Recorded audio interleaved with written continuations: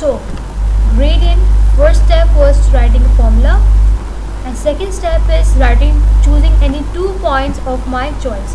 इसका मैंने नाम रखा है C and D. Now as discussed earlier, first हम क्या कैलकुलेट करेंगे? सबसे पहले हम कैलकुलेट करेंगे राइज हम कहाँ से कैलकुलेट करेंगे? From the Y axis. पहले हम क्या करेंगे? चूज करेंगे कि इन दोनों पॉइंट में से कौन सा बड़ा पॉइंट है, and we all know that is point C. Then we will check the Y value of point C. Y पे क्या वैल्यू है इस पॉइंट सी की? That is 6. क्योंकि हम चेंज कैलकुलेट करेंगे तो माइनस करेंगे इसको. And now will come to the second point, that is point D. हम चेक करेंगे इसकी Y value, that is 3. So 6 - 3 divide करेंगे इसको with the run. What is the run? Run is the x axis value. Again पहले हम किसके पास आएंगे? हम पहले आएंगे बड़ों के पास, क्योंकि जब भी हमें कोई काम करना होता है हम शुरुआत कहाँ से करते हैं? हम शुरुआत करते हैं हमेशा बड़ों से. So now C is the top most number here. So we'll come and check down the x axis value. Run basically क्या है? x axis की वैल्यू हम चेक करेंगे. What is the value on the x axis? That is 0 here. And 0 minus what is the value of the second? छोटों की क्या value है x-axis में? That is 1. Now we will subtract. 6 minus 3 is 3 divided by 0 minus 1 is -1. अगर आप divide करें your answer will be -3. So what do you say? Is our answer correct? क्या हमारा आंसर सही है? क्यों है? Why? हमने पहले ही ये बात कही थी कि हमारी इस ग्राफ का ग्रेडियंट क्या होने वाला है? It is going to be negative, क्योंकि लेफ्ट हैंड साइड से ये जा रही है, राइट हैंड साइड वो भी डाउनवर्ड्स. तो ऐसी ग्राफ्स का ग्रेडियंट क्या होता है? नेगेटिव होता है. सही. So you can see that our answer is totally fine. So that's m is equals to -3. ये हमारे पास क्या था? ग्रेडियंट का. अब हम बात करते हैं किस हवाले से? हम बात करेंगे about, if you all know, we talked about the, now we'll talk about the y-intercept, that is C. अब यहाँ पे हमारी y एक्सिस पे ऐसा कौन सा पॉइंट है जहाँ पे हमारी ग्राफ ने कट किया हो, क्रॉस किया हो? इस y एक्सिस पे ऐसा कौन सा पॉइंट है जहाँ पे हमारी इस ग्राफ ने कट किया हो, रोका हो? You can see that it's this point. तो वो पॉइंट का क्या वैल्यू यहाँ पे? That is 6. वाई एक्सिस पे 0.6 था जहाँ पे हमारी ग्राफ ने कट किया था. सो अगर सबको याद हो तो हमारे पास फर्स्ट क्वेश्चन में क्या आंसर आया था? हमारे पास फर्स्ट क्वेश्चन में m की वैल्यू क्या आई थी? m की वैल्यू 2 आई थी, और c की वैल्यू हमारे पास क्या आई थी? c जो हमारे पास क्या है? y intercept, that was 1. और सेकेंड क्वेश्चन में हमारे पास m की वैल्यू -3 आई है और c की वैल्यू 6 आई है. सो वी लर्न कि किस तरीके से ग्रेडियंट कैलकुलेट करते हैं. लेकिन अगर हमारे पास ग्रेडियंट हो और इंटरसेप्ट भी हो तो हम लाइंस की इक्वेशंस कैसे लिखेंगे?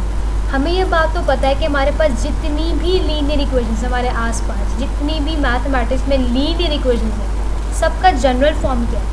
सबका जनरल फॉर्म है y is equals to mx plus c. हमें ये भी पता है कि y और x हमारे पास क्या है? y और x हमारे पास जो है ये वैल्यूज़ हैं, ये y एक्सिस की वैल्यूज़ हैं, और x क्या हमारे पास? x एक्सिस की वैल्यूज़ हैं. लेकिन m क्या है? We all know that m is the gradient. अब हमें मालूम है m is the gradient, and what is the c? And c is the y intercept. C क्या हमारे पास? C हमारे पास जो है y इंटरसेप्ट है, यानी वो पॉइंट जहाँ पे हमारी ग्राफ पे, जहाँ पे हमारी y एक्सिस पे ये ग्राफ कट करे.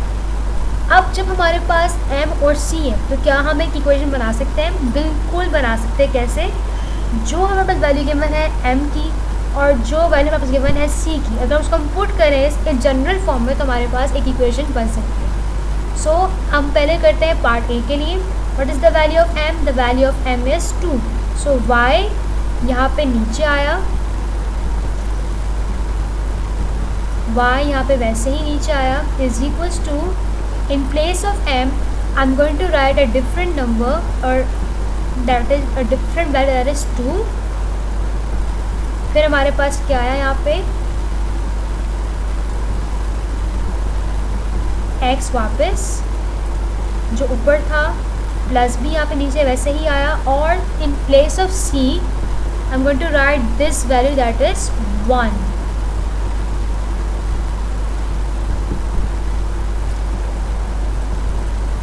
If I highlighted out here आप देख सकते हैं कि मैंने यहाँ पे क्या किए m की जगह पे मैंने m की वैल्यू डाल दी है दैट इज़ 2 और c की जगह पे मैंने c की वैल्यू डाली है दैट इज़ 1।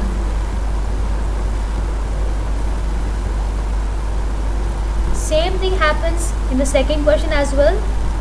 फर्स्ट स्टेप जब भी आपको इक्वेशन बना के लिखनी हो सबसे पहले आप क्या लिखेंगे जनरल फॉर्म लिखेंगे that is y is equals to mx plus c। First step क्या होगा कि y नीचे वैसे ही आ जाएगा, y यहाँ पे नीचे आ गया है। इन प्लेस ऑफ m यहाँ मैंने कॉन्स्टेंट लिखी दैट इज़ -3, x वापस नीचे वैसे ही आएगा, प्लस का साइन भी वैसे ही आएगा, लेकिन इन प्लेस ऑफ c हमारे पास एक वैल्यू आएगी c की दैट इज 6।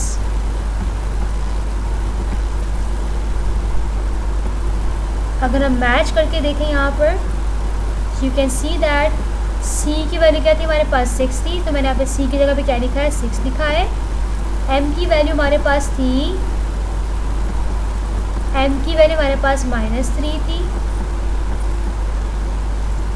सो यहाँ मैंने क्या लिखी है इन प्लेस ऑफ m, ये शेड नहीं हो रहा है लेकिन the colour again here, in place of m यहाँ मैंने कौन सी लिखी है -3 की वैल्यू लिखी है। So in today's class I actually told you guys how to find out the gradient, how to calculate the gradient and how to find the y-intercept. Then I told you guys how to combine those gradients and intercept to write a equation. So that's up. Hope you guys understood. It's a bit difficult to understand but it's not that difficult. It's very interesting. It depends on you the way you learn actually. If you guys enjoyed the way of my teaching, if you guys understood everything, then do share, subscribe and like. It's okay if you have questions, you can post them in the comments below or you can email me at rahaton@gmail.com. Thank you for watching. Take care and Allah Hafiz.